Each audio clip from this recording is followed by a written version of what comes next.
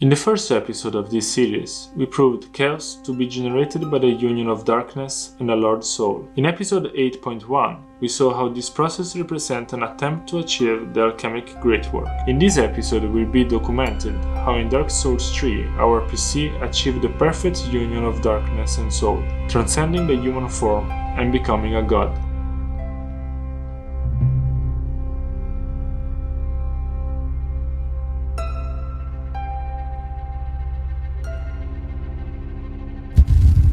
In the first part, we are going to list the elements ensuring the success of the great work performed by our PC.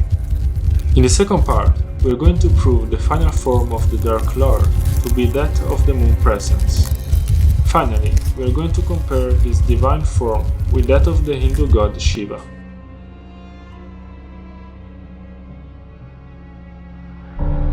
We discussed in episode 8.1 how the Alchemic Wedding is about the union of opposites, as spirit and soul, female and male, moon and sun. The Alchemic Wedding, so described, is recognizable in hidden symbolism during the process to achieve the secret ending of Dark Souls 3. Let's start with the opposite of spirit and soul. We mentioned how the alchemic spirit and soul can be associated to the darkness and the soul or flame in Dark Souls. In Dark Souls 3, we can witness our PC absorbing in its own body these two elements. At first, the darkness in the Rite of Wedlock, and the flame in the Usurpation of Fire ending. Notice that the name of the Rite of Wedlock, despite representing only the first of two steps, is a reference to the Alchemic Wedding.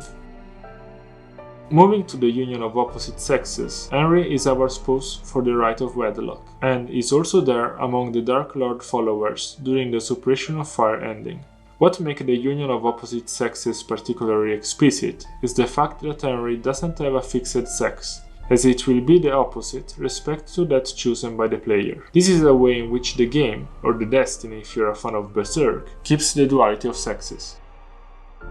Finally, the duality between moon and sun is alluded by the location where the Rite of Wedlock is performed, which is where we meet Gwyndolin in Dark Souls 1. Gwyndolin is the son of the god of sunlight, who was also influenced by the energies of the moon. This astronomic mix makes of Gwyndolin an androgynous being. In the Usurpation of Fire, instead, the union of sun and moon is symbolized by the eclipse, the astronomic process which happens when the moon and the sun occupy the same position in the sky.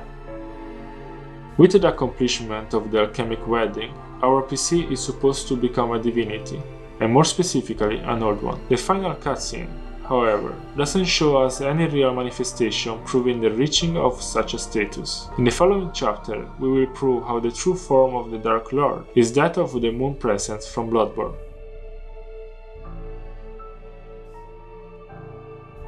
In Berserk, the appearing of the eclipse represents the start of the ritual supposed to allow Griffith to reach the status of god, and such eclipse is knowingly the inspiration for the eclipse in the ending of Dark Souls 3. The ritual allowing Griffith transformation requires a feast of human flesh, so that the spilled blood goes to constitute the new body of the reborn god. Also in Dark Souls, the feast is announced by the Locust Preacher, who encouraged the future Dark Lord to let the feast begin. From this point, the similarities between Berserk and the work of Miyazaki seems to continue in Bloodborne. During his rebirth, Griffith sits in fetal position in a way which particularly recalls the Moon Presence in its concept art. The similarities between the god form of Griffith and the Moon Presence continue, and you can read them in detail in my book. These similarities suggest, by parallelism, that the Dark Lord in Dark Souls 3, by achieving the Alchemic Wedding, sacrificed his hollow followers under the eclipse, and transformed in the same god who starts the events in Bloodborne. As mentioned before, the Moon Presence represents the final stage of evolution of a human, which is that of Old One. To confirm the relation between Moon Presence and the Old One is also the fact that an unused version of the Moon Presence in Bloodborne was found in a location particularly similar to where we find the Old One in Demon Souls.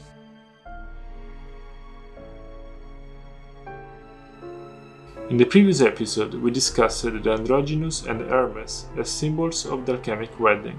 The Hindu equivalent of Hermes is Shiva in his form of Ardhanarishvara, which means the Lord who is half woman. This god is indeed represented as an androgynous, half Shiva and half Shakti, the name of Shiva's wife. In Dark Souls 3 and Bloodborne, we obtain several evidence suggesting our PC and his form as Moon Presence to be a reference to the androgynous Shiva.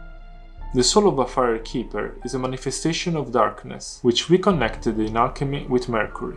In Hindu perspective of alchemy, Mercury is considered to be the sperm of Shiva, and if we zoom in the soul of a fire keeper, it is possible to see how it is shaped after the spermatozoa. In Dark Souls 2, the description of the crest of blood foreshadowed the shed of blood expected to allow the Dark Lord to be reborn in the form of Moon Presence, and such an item carries Shiva's characteristic symbol of the Trishula. In the androgynous form of Shiva, the male side appears on the left, while the female side, Shakti, appears on the right. If Henry is male, we will find his evocation sign on the left, otherwise it will be placed on the right. This suggests that the PC and Henry represent Shiva and Shakti, and the fact that Henry is present in the Usurpation of Fire cutscene imply how the union of the Dark Lord with Henry, together with the blood sacrifice discussed before, will eventually generate the body of the Moon Presence as the androgynous form of Shiva. Among the most iconic representation of Shiva is that of the Cosmic Dancer. Here Shiva is depicted with the left leg rising toward the sky, in sign of spiritual elevation, while the right leg steps over a dwarf, which symbolizes evil and spiritual ignorance. As we are associating Shiva with the Moon Presence, and the blood of the Moon Presence is supposed to cause the beast's scourge, it is finally explained why the hunters believe the beast's blood to rise from the right leg. One of the symbols of Shiva, as we said, is the Trishula, which form seems to appear on some of the Moon Presence tails.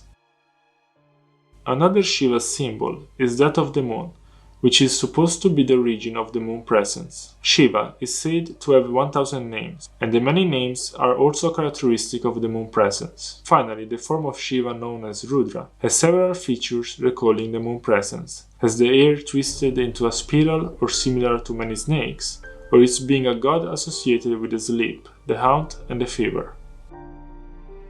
As always, I would like to thank the SoulsBorne wikis, which are a great source of information and images. I would also like to mention again the work of Max Derrat, who introduced for the first time the role of alchemy in the SoulsBorne universe. Without his work, this video would not have been possible. The video you just saw is part of a wider project based on my still unfinished book, the SoulsBorne Thesis. You can read it for free on WordPress or support the physical version of the book on Kickstarter. Both the links are in the video description. Thank you for watching. I will see you in the final video of this series. Bye!